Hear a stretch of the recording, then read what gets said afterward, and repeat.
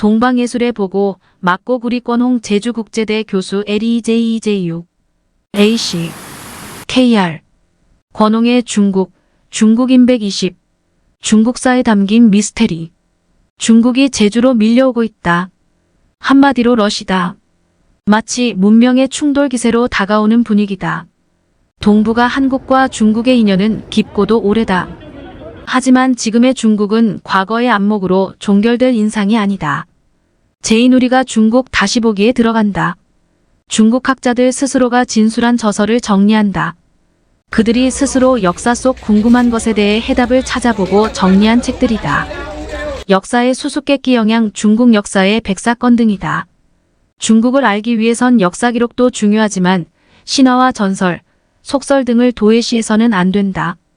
정사에 기록된 것만 사실이라 받아들이는 것은 승자의 기록으로 진실이 묻힐 수 있기 때문이다. 우리의 판단도 중요하지만 중화사상에 뿌리를 둔, 그렇기에 너무 과하다 싶은 순수. 중국인 또는 중국 학자들의 관점도 중요하다. 그래야 중국인들을 이해할 수 있다. 중국 문학 문화사 전문가인 이권홍 제주국제대 교수가 이 중국인 연재 작업을 맡았다. 편집자주. 도낙 막고굴은 중국에서 가장 풍부한 내용을 담고 있으며 가장 완벽하게 보존된 석굴 예술의 보고다. 감숙성 주천시 도낭시 남동쪽 20지점에 있는 불교 유적이다.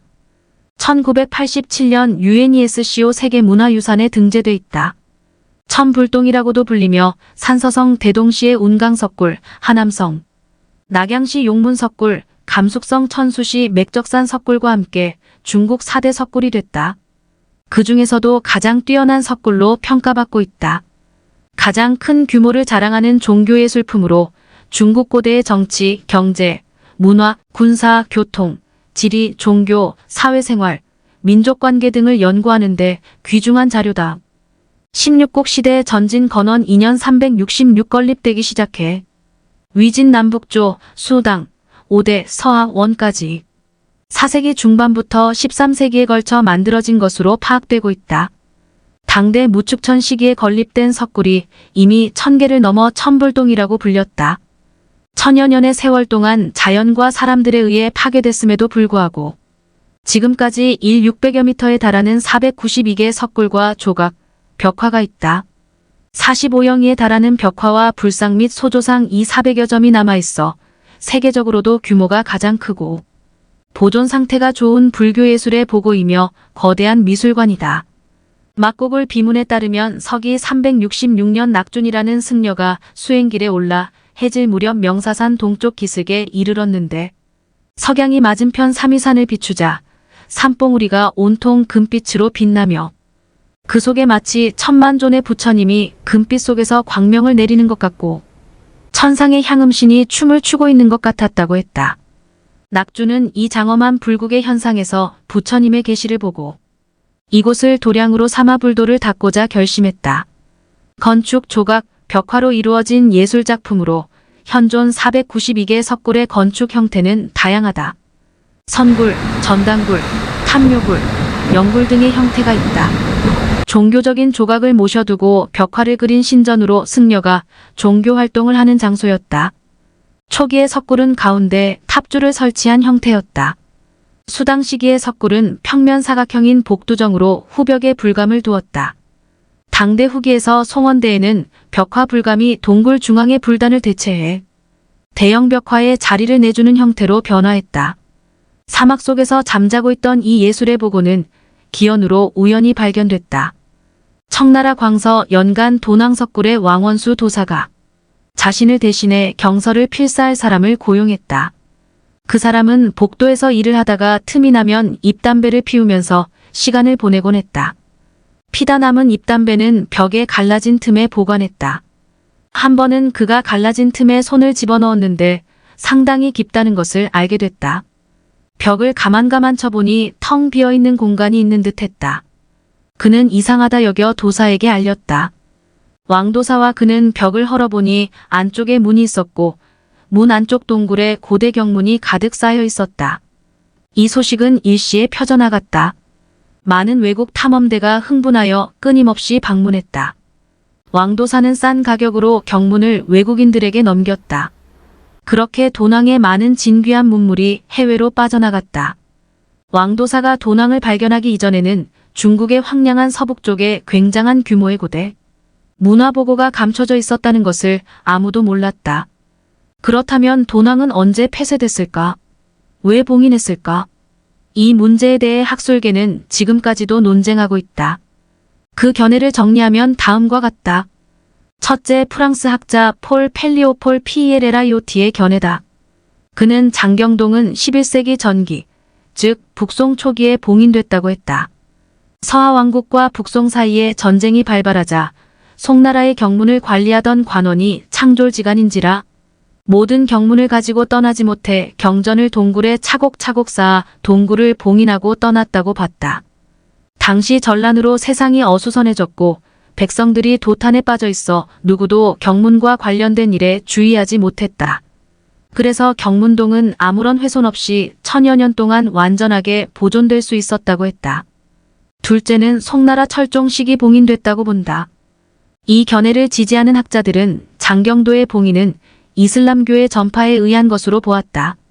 1000-1009년 이슬람교를 신봉하는 까랑 QARAKHANIDS 왕조가 군대를 이끌고 동진의 서역불교 중심지였던 우전, 현 위구르, 화전현 일대 왕국을 점령한 후 동쪽으로 서하를 공격할 준비를 했다. 이 소식이 도낭까지 전해지자 위로는 관리들부터 아래로는 백성들까지 심지어 불교도들조차 공포에 휩싸였다. 송철종 8년 1093 우전국은 송조정의 서하를 토벌할 것을 요구했으나 허가를 얻지 못했다. 바로 이러한 형세 아래 도낭 상층 통치자들은 일사불란하게 각 사원의 경전, 확권, 법기 등을 봉인했고 이어 관부와 사원의 사회 서적들도 수장의 동굴 입구를 봉인했다고 본다. 세 번째 관점은 현지 통치자 조 씨가 봉했다고 보았다. 송사사주 기록에 따르면 당선종 대중 5년 850일 사주 사람 장이조가 봉기의 토번, 반챔포의 통치를 벗어나 당왕조에 귀순하면서 귀군절도사에 봉해졌다. 장이조가 죽은 후 장씨 후인이 계승했다. 5대 주량 시기 장씨의 대가 끊기자 사주인들은 장사 조이금을 수장으로 추대했다. 이때부터 사주는 조씨 가문이 통치하게 됐다. 당시 사주 동쪽에 위치해 있던 감주 위구르 UIGHUR 정권과 서쪽 우전국 이씨 정권이 연이어 소멸되거나 멸망되기 직전으로 과사조씨 정권은 양팔이 잘린 형국이 돼 직접적으로 서하의 위협을 받게 됐다. 유비무환의 자세로 전란이 도래하기 전에 사원의 불교 전적과 확권 그리고 사회 문서 일부분을 장경동에 봉인했다는 것이다. 네 번째는 원대 초기에 봉인했다는 견해다. 관백익은 도낭석실고략에서 석실의 주소는 원 왕조 이전의 대사원으로 여러 해에 걸쳐 수집해 보관하고 있던 보물과 장경이 무척 많았다. 원 태조 칭기즈칸이 서정할 때 그의 군사인 도사 구척이가 가장 신임을 받았다. 불교의 구원이 있었다. 도경이 도낭에 먼저 있었던 것으로 불교 사찰을 없애고 불교도들의 두 발을 기르게 하여 도교 복장으로 고쳐 입게 만들려고 했다. 사찰의 사미들이 일찍 전해 듣고는 귀중한 고물들을 석실에 안치해 봉인해 재앙을 피하려 했다고 했다. 이러한 설도 근거가 있는 듯 보이지만 논리에 맞지 않는다. 칭기즈칸은 도교도 존중했지만 불교도 숭상했기 때문이다. 도교 신도들에 의해 불교 사원이 회멸되는 것을 막기 위한 것이라는 설은 역사적 사실과는 맞지 않는다. 다섯 번째는 원명 교체기에 봉인된 것이라는 설이다. 장유는 롱우금성록의 중수환경 사기석비를 언급하면서 제기했다. 장씨는 원말 전쟁의 혼란기에 과사도 전란을 겪었는데 회멸을 피하기 위해 당시 환경사 중심으로 승려 수랑과 그의 도제들이 불경과 문서 등을 동굴에 안치 후 봉인했다고 보았다. 이상의 견해 이외에도 장경도 내부의 대장경전부와 기타 진귀한 물품들은 없고 대부분 낙질이거나 단편이며 위경도 적지 않게 섞여 있을 뿐만 아니라 잘못 필사한 책과 졸필의 것 등이 적지 않아 폐기하려는 문서와 철진한 계약 등을 동굴 속에 봉인했다고 보는 학자도 있다. 그렇다면 이러한 폐기설의 근거는 무엇일까? 첫째는 이렇다. 지역이 서쪽 변방의 도낭으로 종이가 비교적 진귀했다. 경전을 필사할 때 잘못 필사할 경우 잘못 쓴 종이는 버리지 않고 모아뒀다가 다른 용도로 썼다. 그래서 도낭은 폐기 처분하는 경서 부분과 폐지들이 많이 쌓여 있었다고 본다. 둘째는 불교의 습속에 의한 것이라 본다. 불교에서는 사용 중 파손된 경전을 소각할 수 없으면 버릴 수도 없어 다른 장소에 보관했다. 그런 용도의 문물이라 보는 것이다. 도낭 장경동 봉인의 시기와 원인에 대해 아직까지 정론은 없지만 도낭의 가치가 없다는 말은 아니다. 남겨진 고대 서적뿐만 아니라 도낭의 벽화도 세계 예술의 보고다. 내용이 지극히 풍부하다. 대체적으로 나누어 보면 존상화, 경변화, 고사화, 공양인화, 불교사적화, 건축화, 산수화, 동물화, 장식도화나 등 구종류가 있다. 경변화, 고사화, 불교사적화는 백성의 생활을 그린 생동적인 그림이다. 다양한 종류의 벽화는 여러 방면에서 고대 사회의 실제 생활을 반영하고 있어. 고대 봉건 사회의 역사, 문화, 정치, 경제, 군사, 과기, 종교, 건축, 교통, 복식, 악무와 민속을 연구하는데 진귀한 형상 사료를 제공하고 있다. 그래서 벽 위의 도서관, 특수박물관이라 불리는 천여 년을 뛰어넘는 형상 역사다. 도낭의 채색한 소상은 주로 불상인데 석가, 미륵, 약사, 아미타, 삼세불, 칠세불 등을 포함하고 있고 보살상으로는 관음, 문수, 보현세지, 지장, 협시, 공양보살 등이 있다. 제자로는 안한, 가섭, 10대 제자 및 나한이 있다. 그리고 천왕, 금장, 지신 등도 있다. 채색소상 형식은 원소, 부소, 영소, 선엄민의 등이다. 불상은 중앙에 있고 양측으로 제자, 보살, 천왕, 역사가 시립해 있다. 적으면 셋, 많으면 11존이 있는 경우도 있다. 제96굴의 34.5m의 미륵 좌상이 가장 높다. 과장된 색채로 인물의 성격을 표현해 기색과 자태가 각각 다르다.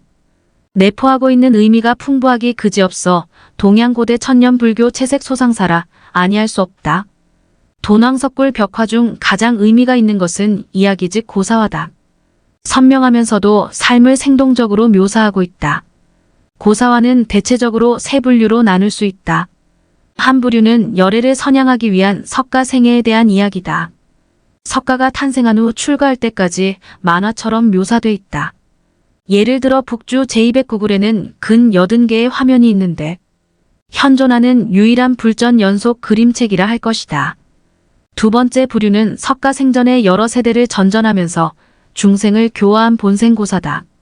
석가의 생전 희생 정신을 선양하는 내용이다. 그중 반복적으로 묘사한 이야기는 12왕 육체봇이다. 그 고사는 다음과 같다. 한 마리 매가 까치를 잡아먹으려고 쫓아갔다. 까치는 잡히지 않으려고 12왕의 겨드랑이 밑으로 숨었다. 매는 왕 앞으로 나가 그 까치는 내 먹이다. 나는 몹시 굶주리고 있다. 제발 그 까치를 돌려주기 바란다. 이렇게 말하고 왕에게 달려들었다. 왕은 나는 일체의 것을 구해주고 싶다는 서원을 가지고 있다. 나에게 구원을 청하러 온 이 까치를 건네줄 수는 없다. 거절했다. 그러자 매는 일체의 것을 구한다고 왕은 말했는데 내 먹이를 빼앗아 내 목숨을 끊으려고 하는 것은 일체의 것을 구하는 길이 아니지 않소? 라고 말하며 그를 몰아세웠다. 왕은 할 수 없이 그러면 다른 고기로는 만족할 수 없겠는가라고 매에게 말했다. 그러자 매는 날고기가 아니면 나는 먹지 않는다. 라고 말했다. 왕은 생각했다. 날고기를 얻기 위해서는 죽이지 않으면 안 된다.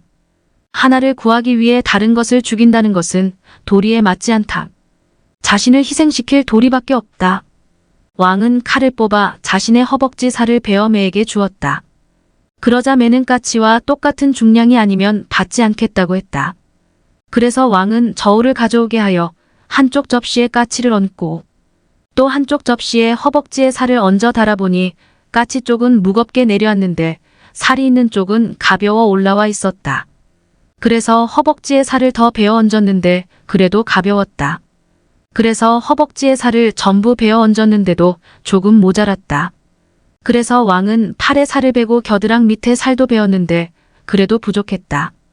최후로 온몸을 들어 접시 위에 올라서려고 했는데 기진맥진해 땅에 쓰러지고 기절하고 말았다. 잠시 후 정신이 들자 스스로를 책망하며 말했다.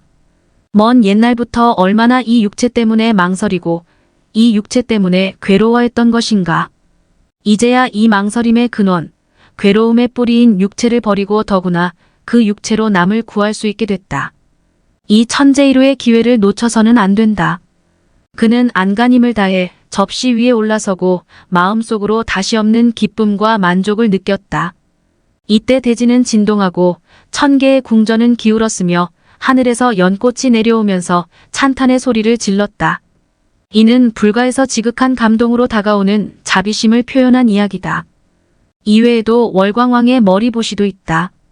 둘째로 인연과 관련된 이야기도 많다. 난타 출가 인연, 선사태자, 입해품 등이 그것이다. 셋째로 인성과 관련된 이야기다. 불교는 인성의 약점에 대한 인식이 깊다. 죄를 벗고 회개하는 희망을 담고 있는 이야기들이다. 그러나 회개 이전에 반드시 지극한 어려움을 겪는다는 것이 공통이다. 미묘비군이 인과가 바로 부처님의 힘이 끝이 없음을 나타내는 이야기다. 불교 내용 이외의 마고굴에는 중국 전통의 신화와 신선을 제재로 하는 벽화가 있다.